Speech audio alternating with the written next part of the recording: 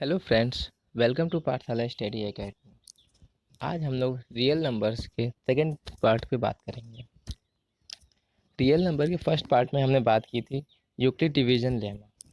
इसके बारे में मैंने आपको बस थोड़ा सा इंट्रोडक्शन दिया था और ये बताया था ये बहुत सिंपल है और मैंने इसे स्किप कर दिया था, ये बताते हुए कि ये बहुत आसान है, हम लोग कर लेंगे।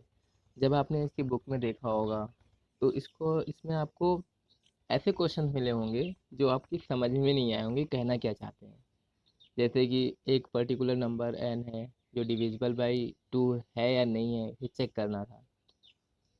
तो मेरा मानना ये है कि जो ये हम समझाना चाहते हैं वर्ड के थ्रू कि कैसे क्या होता है, उसको समझने से पहले ये ज़रूरी है कि हम पहले चीज़ों को जान लें कि ऐसा होता है या नहीं होता है। कि कोई नंबर पर्टिकुलर नंबर इवन है या ऑड है, ये हमको पता होता है क्योंकि हमें पता होता है कि डिविजिबल बाई 2 है या नहीं है। अगर इसे प्रूफ करने की बात आ जाए तो शायद हम लोग ना कर पाए क्योंकि हम लोग भी छोटे बच्चे हैं। इसीलिए मैंने इस टॉपिक को पढ़ाने के लिए लास्ट सेक्शन चुना है। जब हम लास्ट में इसके बारे में डिटेल डिस्कशन करेंगे, जब हम लोग पढ़ रहे होंगे इसका एंड पार्ट, तब हम आपको समझाएंगे कि कैसे हम इस चीज़ को कहना क्या चाहते हैं डिविजिबिलिटी के माध्यम से। फिर हमने बात की थी यूक्लिड डिवीजन लेमा का एचसीएफ फाइंड करने की। इसके मैंने आपको स्टेप बताए थे कि जब तक आपका डिविजर डिविडेंड को कम्प्लीटली डिवाइड ना करे तब तक हम आपको ये स्टेप फॉलो करना था। ये स्टेप स्टेप 1, स्टेप 2, स्टेप 3, जब तक यहाँ पर जीरो ना आ जाए। फिर हमने बात की कि कैसे हम लोग एचसीएफ फाइंड करते हैं। हमने क्वेश्चन भी सॉल्व किया, कहना क्या था क्वेश्चन में क्या था। फिर हमने एलसीएम एचसीएफ फाइंड करने की कोशिश की थी।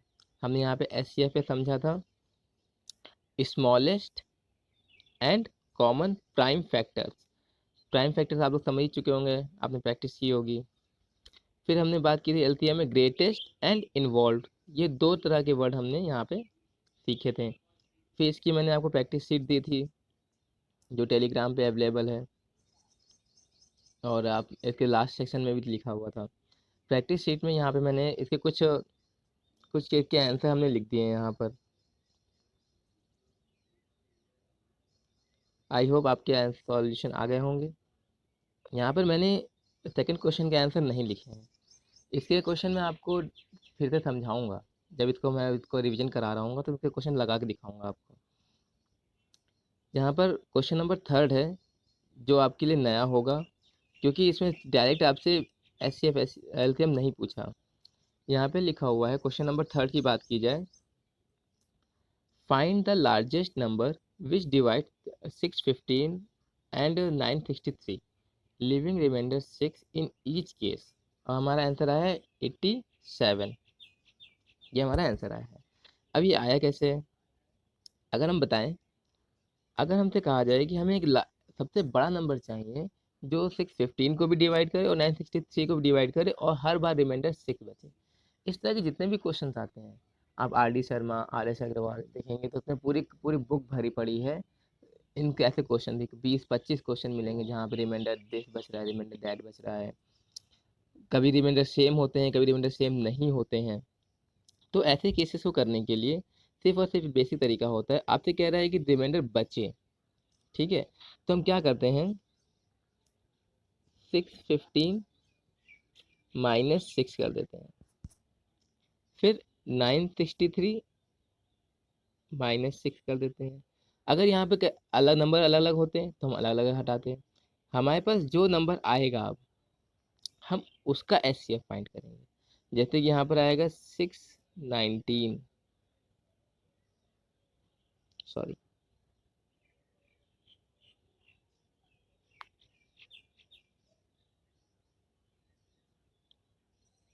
यहाँ पे हमारे पास आया 619 और यहाँ पर हमारे पास आया 957। अब हम इन दो नंबर्स का अब इन दो नंबर्स का फाइंड करेंगे एच सी एफ। और जब इन दो number H C F find करेंगे तो हमारा आंसर आ जाएगा 87। फिर हम क्वेश्चन नंबर 4 की अगर बात करें कि इसमें लिखा हुआ था कि एक मर्चेंट है जिसके पास 120 लीटर ऑयल है एक टाइप का, और दूसरे टाइप का 240 लीटर ऑयल है, और थर्ड टाइप का सॉरी सेकेंड टाइप है 180, और थर्ड टाइप है 240। उसके पास तीन ऑयल्स हैं जिसको उसे मेज़र करना है, और मैक्सिमम सबसे बड़ा उसको कंटेनर चाहिए जो इन तीनों क्वांटिटीज़ को इक्वली, इन द सेंस कि मतलब जब उसे मेज़र कर रहा हो तो कुछ भी रिमाइंडर ना बचे, कुछ भी ऐसा ना हो जिससे वो मेज़र ना कर सके। जैसे कि हमारे पास अगर एक भगोने में दूध है, हमारे पास 10 लीटर दूध है, तो हम ऐसा पैन यूज करेंगे जो 10 को कंप्लीट कर दे। अगर सपोज को हमने 3 लीटर का पैन से उसे मेजर करना शुरू किया, तो हमारा जाके 1 लीटर बच जाएगा जिसे हम मेजर नहीं कर पाएंगे। अगर हम 4 से करते हैं तो हमारा 2 लीटर बच जाएगा। इसी तरह से हमें ऐसा नंबर चाहिए जो सबसे बड़ा हो, और क्या हो करता हो कि इन तीनों डिजिट को कम्प्लीटली डिवाइड करता हो। ऐसा करने पर हमें पता चलेगा कि हमें एचसीएफ फाइंड करना है। दोस्तों यहाँ मैं बताना चाहूँगा, चाहे क्वेश्चन कैसा भी हो, हमें कैसे पता चलेगा कि हमें कब एचसीएफ निकालना है, कब एलसीएम निकालना है। देखो, जो बच्चे ब्रिलियंट होते हैं उनको तो ये भाई, हम अगर क्वेश्चन नंबर 4 की बात करें तो यहाँ पे लिखा हुआ है कि एक मर्चेंट है जिसके पास तीन तरह के ऑयल हैं, 120 लीटर, 180 लीटर और 240 लीटर। अब उसे ऐसा ही कंटेनर चाहिए जिससे वो इन ऑयल्स को मेजर करे, और तीनों को मेजर करने पर कुछ भी रिमाइंडर ना बचे। जैसे सपोज करते हैं कि हमारे पास 5 लीटर और 6 लीटर दो तरह के ऑयल थे। अब हमें एक ऐसा कंटेनर चाहिए जो इन दोनों को ईजिली मेजर कर सके। तो हमें मतलब हिडन ट्रायल से हमने क्या किया कि 2 लीटर ले लिया। अब 2 लीटर 6 लीटर को तो आराम से मेजर कर सकता है कि 3 बार में 6 लीटर मेजर हो जाएगा, लेकिन 5 लीटर मेजर नहीं हो पाएगा। तो 6 और 5, अब हमें देख के पता चल रहा है कि ये दो को प्राइम नंबर्स हैं। तो जब 6 और 5 की बात करेंगे तो यहाँ पर तो वैसे 1 आएगा। तो यहाँ पर 1 ही कैसा नंबर है जो इनको कम्प्लीटली मेजर कर सकता है। अगर यहाँ पे आपको दिखाई दे रहा हो 120, 180 और 240 में, तो ये तीनों नंबर 10 से डिविजिबल है। ठीक है, तो आप ऐसे भी कह सकते हैं कि सर आंसर 10 होना चाहिए, लेकिन 10 सबसे बड़ा नंबर नहीं है, यहाँ पे ग्रेटेस्ट की बात की जा रही है। अगर दोस्तों हम बताएं, जब भी कोई क्वेश्चन होगा S C F L C M का, तो जहाँ पर भी ग्रेटेस्ट कैपेसिटी की बात करेगा, जहाँ पर भी ग्रेटेस्ट कैपेसिटी की बात करेगा, उसका मतलब है कि वहाँ पर वो एस सी एफ फाइंड कराना चाहता है। जहाँ पर लोएस्ट की बात करेगा या फिर मिनिमम की बात करेगा या मैं, तो वहाँ पर कहना चाहता है कि आप एलसीएम फाइंड कीजिए। ग्रेटेस्ट कहे, मैक्सिमम कहे, हाईएस्ट कहे, इस तरह के word S C F denote करते हैं। और जहाँ है मिनिमम और लीस्ट, इस तरह के वर्ड एलसीएम को डिनोट करते हैं। तो यहाँ पे हम लोग क्या करेंगे, पहले इन तीनों का हम लोग एस सी एफ फाइंड करेंगे। एस सी एफ फाइंड करने पर हमारे पास क्या आंसर आएगा, 60, जो कि इसका एग्जैक्ट आंसर होगा, जिसे आप लोग इसी कर सकते हैं। इसके बाद से फिफ्थ क्वेश्चन था जिसमें 144 कार्टन बॉक्स को कार्टन ऑफ कोक थे एंड 90 कार्टन ऑफ पेप्सी थे। इसका हमें क्या फाइंड करना था, एस सी एफ। क्योंकि यहाँ पे आप देखेंगे, यहाँ पे साफ साफ लिखा हुआ है कि greatest number of cottons, greatest number of carton. ठीक है, जब ऐसा करने पर हमें पता चल जाएगा कि जो 140 है, 144 है और जो 90 है, वो जो एक टेबल है 18, उसमें दोनों आते हैं। हम इसको डायरेक्ट भी कर सकते हैं, इतना बड़ा क्वेश्चन जरूर लिखा हुआ है, हम इसको ओरल भी कर सकते हैं, जितना आसान था क्वेश्चन। अब हम लोग अपने आज के टॉपिक पे आते हैं, रियल नंबर पार्ट 2। इसमें मैंने क्वेश्चन लिया है, find the HCF and LCM of 672 and 120 using the prime factorisation method. Prime factorisation method ये बहुत इंपॉर्टेंट है, क्योंकि इस तरह से सीधे क्वेश्चन पूछता है कि आप प्राइम फैक्टराइजेशन के बारे में बताइए, क्या मतलब कैसे करते हैं, प्राइम फैक्टराइजेशन होते क्या है। जब भी आप प्राइम फैक्टराइजेशन करेंगे तो आपको ध्यान रखना है कि आपका जो सबसे पहला प्राइम नंबर है वो है 2, फिर 3, फिर 5। तो आप सीक्वेंस मत बिगड़ने दीजिएगा कभी भी। मैंने बहुत से टीचरों को देखा है, वो पता चलता है कि हमको पता चल रहा है कि 5 से डिवाइड हो रहा है, पहले 5 से डिवाइड कर देते हैं। देखना ही चाहते हैं कि भाई 2 से डिवाइड हो रहा था कि नहीं हो रहा, 3 से हो रहा था कि नहीं हो रहा था। तो प्राइम फैक्टराइजेशन में आप पहले 2 से करेंगे, चेक करेंगे, फिर 3 से चेक करेंगे, फिर 5 से आएंगे, फिर 7 से, फिर तो on। लेकिन आप सिर्फ प्राइम को ही चेक करेंगे। ऐसा नहीं कि आपने 7 को चेक किया फिर आप 9 से भी चेक कर रहे हो। अगर कोई पर्टिकुलर नंबर 3 से डिविजिबल नहीं है तो 9 से डिविजिबल नहीं होगा, क्या आपको पता होना चाहिए। अगर कोई नंबर 2 से डिविजिबल नहीं है तो 4 से नहीं होगा, 6 से नहीं होगा, 8 से नहीं होगा। समझे बात। अब यहाँ पे हमने बताया 6 का सिंपल से प्राइम नंबर है 2 एंड 3। ठीक है। 72 हमने कैसे कर लिया है, 2 × 2 × 2 × 3 × 3। अब ये चीज़ मैं ओरल कर सकता हूँ, क्यों, क्योंकि नंबर सिंपल है। कि हमने जब 2 लिया 36 कर दिया, मतलब 2 से कट के 36, फिर 2 से किया 18, फिर 2 से किया 9, फिर 9 का मतलब 3 × 3। इस तरह हम इसको आसानी से कर सकते हैं। और हमने यहाँ पर इसको पावर के फॉर्म में लिखा है। क्यों, क्योंकि हमने वहाँ पर एच सी एफ एल्सियम डिस्टेंस में पढ़ा था। एच सी एफ कहता है common prime highest power, sorry common prime lowest power, और एल्सियम कहता है इन्वॉल्व प्राइम हाईएस्ट पावर।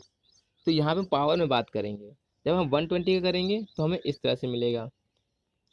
तो डिफिनेशन से common prime factor having lowest power, तो यहाँ पर कॉमन प्राइम का कितना है 2 और 3, सब में 3 आ रहा है, 2 आ रहा है।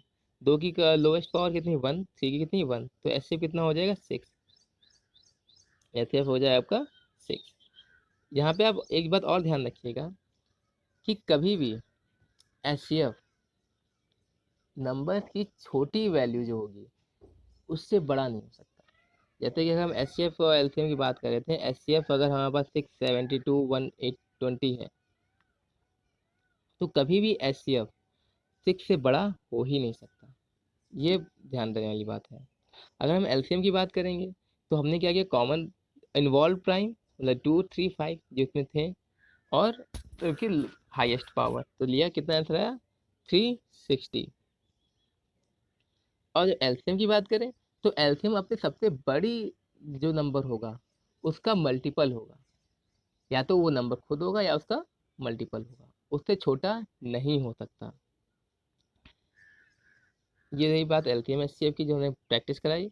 एनसीईआरटी एक्सरसाइज 1.2 को मैंने यहाँ पर सॉल्व किया है आपके लिए, आप इसे देख सकते हैं और प्रैक्टिस कर सकते हैं। 1 का 4th पार्ट हमने किया है यहाँ पर, जहाँ पे सारे प्राइम नंबर लिखे हैं।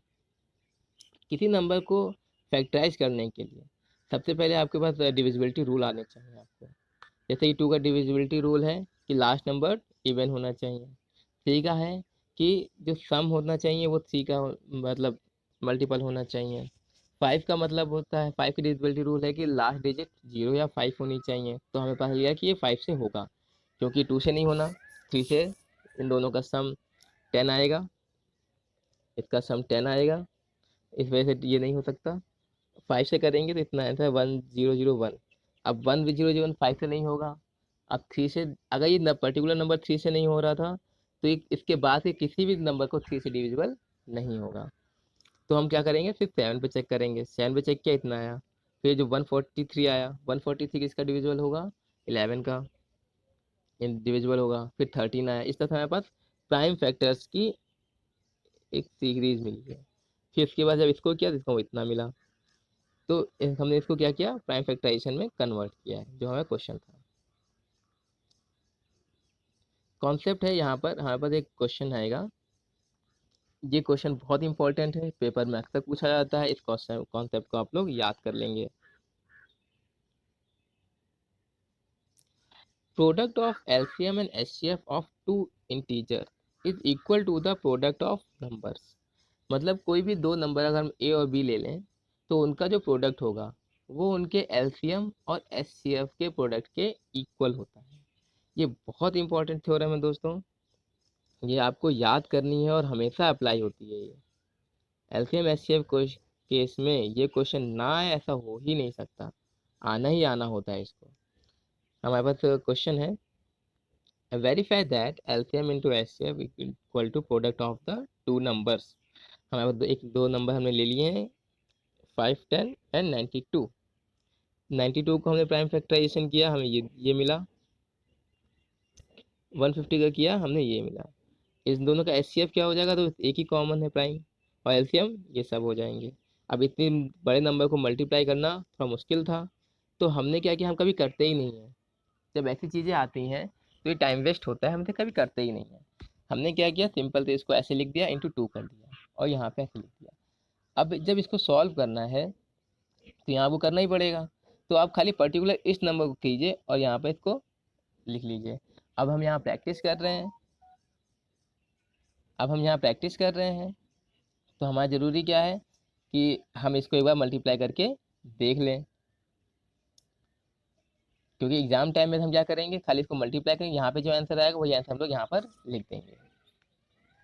फिर कह रहा है, सेकंड क्वेश्चन नंबर 4 है एनसीईआरटी का, given that HCF of this numbers equal to 9 and find the LCM of this number. दो नंबर हमें दिए, इसका एचसीएफ हमको पता है, एलसीएम हमें फाइंड करना है। तो हमें पता है कि LCM into HCF equal to product of the numbers. तो एलसीएम क्या हो जाएगा, product of number upon HCF, product of number upon HCF. अब इसको सॉल्व किया हमने, तो हमारा कितना आंसर आया, ये हमारा हो जाएगा। इसके बाद से हमने एक क्वेश्चन लिया, question number 5, check whether 6 to the power n can end with the digit 0 for any natural number n। इसका मतलब है कि क्या हमको अगर 6 की पावर कोई नंबर चढ़ा दें, वो 1 2 3 4 5 100 1000 10,000 1 लाख कुछ भी, तो क्या कोई एक ऐसा नंबर बनेगा, क्या वो जिसका डिजिट 0 हो। तो मैं अगर सीधे बताऊँ तो ये पॉसिबल नहीं है।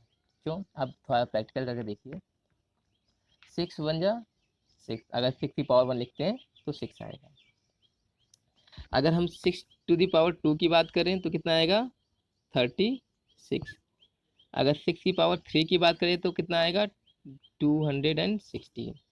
तो 6 एक ऐसा नंबर है जिसकी आप जितनी चाहे उतनी पावर करें, लास्ट डिजिट 6 ही आनी है। अब इसे सॉल्व कैसे किया जाता है, अब देखिए जरा।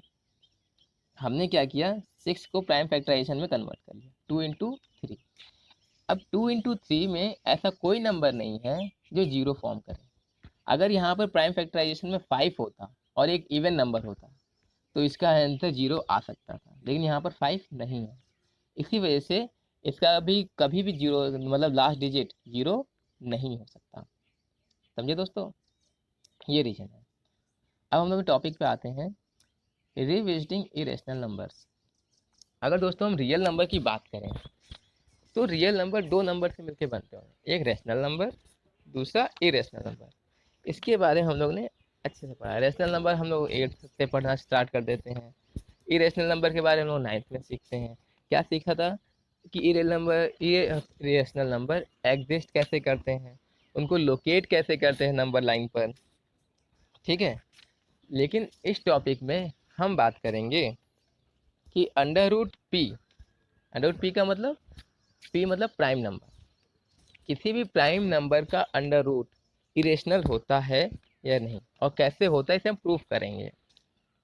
एग्जाम्पल में √2, √3, √5, √7, ये सारे इरेशनल नंबर हैं, इन्हीं की हम लोग प्रूविंग करते हैं, जो कि बहुत इंपॉर्टेंट टॉपिक है हमारे पेपर पॉइंट ऑफ व्यू से आता ही आता है, जिसके बारे में हम लोगों को पढ़ना है, ठीक है।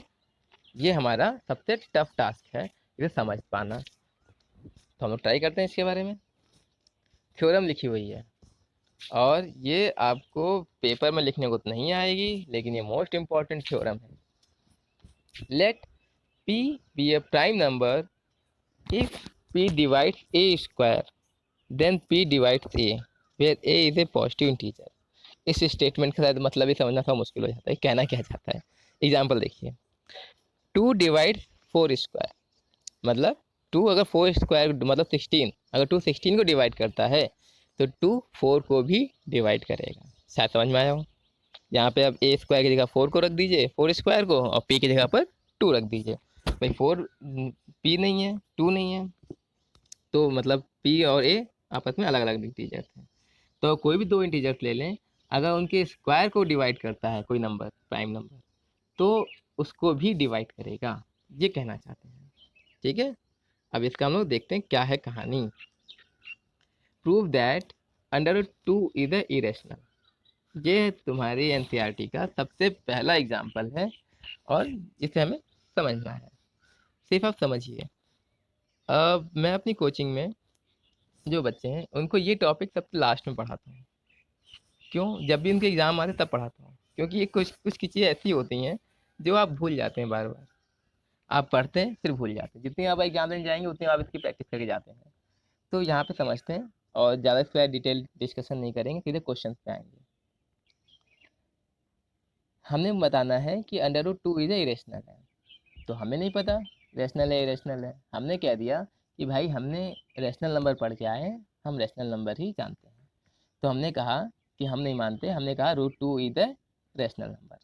हमने इसे कह दिया, सबसे पहला जंक्शन ले लिया कि जो रूट 2 है वो रेशनल है। अब हमारी कंडीशन आई, अगर रूट 2 रेशनल है तो उसे हम पी बाई क्यू फॉर्म में लिख सकते हैं। सही भाई, जाहिर सी बात है कि उसे पी बाई क्यू फॉर्म में लिखा जाता है। ये रेशनल नंबर की डेफिनेशन है। तो हमने क्या किया, अब इसको अब हम इसको ए बाई बी लिखें या पी बाई क्यू से सॉल्व करें। तो मैंने यहाँ पर पहले पी बाई क्यू से अपने तरीके से सॉल्व करने की कोशिश की, तो मुझे समझ में आया कि नहीं, बच्चे बुक भी ढूंढते हैं। तो मैंने क्या किया, इसको जो बुक में टर्म यूज थे मैंने वही ले लिए। तो मैंने क्या किया, लेट कर लिया रूट 2 क्या है, ए बाई बी है, जहाँ बी और ए और बी क्या है, को प्राइम नंबर है। को prime number in the sense कि जो आपस में नहीं करते, मतलब इनका कोई भी फैक्टर 1 के अलावा दूसरा नंबर नहीं हो सकता। जैसे मैंने अभी एग्जांपल दिया था 5 और 6 का, मतलब 5 और 6 को प्राइम नंबर्स हैं। ठीक है, इनका कोई और भी अदर फैक्टर नहीं होता, कॉमन फैक्टर नहीं होता। तो जब ऐसे लिखा हमने, तो हमने देखा कि इसको हमने स्क्वायरिंग कर दी, तो रूट 2 का 2 इतना, यहाँ पर ये चीज़ आ गई। रूट 2 का स्क्वायर किया 2, इसका स्क्वायर किया ये, क्रॉस मल्टीप्लाई किया तो 2b² इक्वल टू a²। अब b² की वैल्यू क्या आ जाएगी, a²/2। इसका मतलब क्या हुआ कि अगर b² एक इंटीजर ही तो होगा, तो जाहिर सी बात है कि अपॉन में 2 नहीं आना चाहिए। इसका मतलब क्या हुआ कि जो 2 है वो a² को डिवाइड करता है। यहाँ पे ये स्टेटमेंट लिखा हुआ है, ये आपकी बुक में भी लिखा हुआ है, 2 डिवाइड्स a²। फर्दर हम कह सकते हैं कि 2 डिवाइड से, थ्योरम ने पढ़ के आए भैया, अभी थ्योरम पढ़िए नहीं ताजी ताजी, कि जो 2 है अगर वो a² को डिवाइड कर सकता है तो 2 a को भी डिवाइड करेगा। ठीक है दोस्तों, फिर आगे थोड़ा सा स्टेप चेंज करते हैं, मतलब ये स्टेटमेंट आपको स्टार्ट करना है यहाँ से। अब हमने क्या कहा कि अगर कोई पर्टिकुलर नंबर किसी चीज़ को डिवाइड करता है तो जाहिर सी बात है वो नंबर उसका मल्टीपल होता है। ये बात समझ में आई? तो जैसे कि अगर ए कोई नंबर होगा, अगर ए 2 से डिवाइड होता है तो जाहिर सी बात है कि जो ए है वो 2 × सी यहाँ पे कोई भी नंबर हो सकता है। कहने का सेंस ये है, देखो मैंने एग्जाम्पल में लिया हुआ है 2 डिवाइड्स 12, 12 को डिवाइड करता है, तो हम 12 को कैसे लिख सकते हैं, 2 × 6। यहाँ पे 6 क्या हो जाएगा, कोई एक पर्टिकुलर नंबर हो गया, यहीं पे यहाँ पर 6 क्या है, सी के फॉर्म में है। 3 डिवाइड्स 9, तो 9 की इक्वल टू क्या, 3 × 3, तो यहाँ पे 3 क्या हो जाएगा, सी हो जाएगा। यही कहना चाहते हैं कि ए क्या हो जाएगा, 2 × सी हो जाएगा। ए जो है आपका 2 × सी हो जाएगा। यहाँ पे हमने क्या किया कि जो इक्वेशन नंबर 1 बनाई थी ऊपर, उसमें ए इक्वल टू 2c पुट कर दिया हमने। ये देखिए, इसमें इक्वेशन नंबर 1 में हमने ए की जगह पर 2c पुट कर दिया। पुट करने के बाद हमें क्या मिला, b² इक्वल टू 2c²। अब इसका मतलब क्या हुआ, this mean that b² is a multiple of 2, क्योंकि देखो वही चीज़ लिखी है ना, हमने यहाँ पर अभी लिखा हुआ था a इक्वल टू 2c, मतलब जो a है वो 2 का मल्टीपल है, तो b² इक्वल टू 2c² आ रहा है। तो इसका मतलब क्या हुआ कि b² is a multiple of 2। इसका वही मतलब है कि 2 डिवाइड b²। हमने दो स्टेटमेंट ले लिया, बी 2 डिवाइड b²। तो थ्योरम क्या थी कि 2 डिवाइड अगर b² को करता है तो वो b को भी करेगा। तो हमने तो कहा था कि a और b को प्राइम नंबर है, 1 के अलावा ना कोई कॉमन फैक्टर नहीं हो सकता। यहाँ पे तो 2 ऐसा नंबर आ रहा है जो a को भी डिवाइड कर रहा है और b को भी डिवाइड कर रहा है। यही कहानी आपकी बुक में अच्छे से समझाई गई है और हम भी यहाँ समझा रहे हैं। देखिए, therefore a and b have to least at least 2 as a common factor, मतलब ए और बी के दो, एक ऐसा कॉमन फैक्टर मिला 2 जो इन दोनों को डिवाइड करता है। लेकिन को प्राइमरी कंडीशन क्या थी, क्यू डिवाइड नहीं करेगा। भाई रैशनल नंबर में जो जो पी बाई क्यू फॉर्म में लिखा जाता है वो को प्राइम नंबर ही लिखे जाते हैं, जहाँ पी और क्यू को प्राइम नंबर होते हैं। तो यहाँ पर जो क्या आया, यहाँ आप देखिए, but contradict the fact that A and B have no common other factor other than one, so our junction become incorrect. तो हमारा जंक्शन क्या हो गया, गलत हो गया। ये यहाँ पर स्टेटमेंट हमको करना है, ये स्टेटमेंट यहाँ पर इंपॉर्टेंट है। हमें इस पूरे क्वेश्चन में ये सॉल्व करना है कि हमारा जो स्टेटमेंट हम ले रहे हैं वो गलत है। इसी वजह से रूट टू क्या हो जाएगा, इज ए रैशनल, नहीं रैशनल नहीं, यहाँ पे गलत लिख दिया मैंने, यहाँ पर ये इरेशनल है। ठीक है दोस्तों, यहाँ थोड़ी गलती हो गई, यहाँ पे इरेशनल है, root two is the irrational number. ठीक है, अच्छा अच्छा सॉरी सॉरी, यहाँ पे आगे लिखा हुआ है यहाँ पे, so we conclude that root two is the irrational. हमने कहा था कि मतलब रैशनल है लेकिन रैशनल नहीं है, वो इरेशनल है। अगर बात समझ में आई हो तो सेम प्रोसेस को फॉलो करके आप root two and root five को सॉल्व करिए। सारे प्रोसेस सेम होंगे, सारी स्टेटमेंट सेम होंगे, बस आपको इन चीज़ों को याद करना है। कुछ चीज़ें मैथ में याद भी की जाती हैं जिसे आप याद करेंगे। इसके बाद जो आपकी बुक में क्वेश्चन दिए हुए हैं, आर डी शर्मा में दिए हुए हैं, हम उसकी प्रैक्टिस करवाएंगे अपने रियल पार्ट के थर्ड पार्ट में, रियल नंबर के थर्ड पार्ट में। जब रियल नंबर थर्ड पार्ट पढ़ेंगे तो हम काफ़ी क्वेश्चन की प्रैक्टिस करेंगे और इस चैप्टर का एंड करेंगे। ठीक है दोस्तों, आई होप आपको ये वीडियो अच्छा लगा होगा। आपकी इसकी पीडीएफ जितनी भी चाहिए वो आपको टेलीग्राम पेज पे हमारे मिल जाएगी। इसकी प्रैक्टिस शीट मैं इसमें इनबिल्ट कर दूंगा। ठीक है, टेक केयर।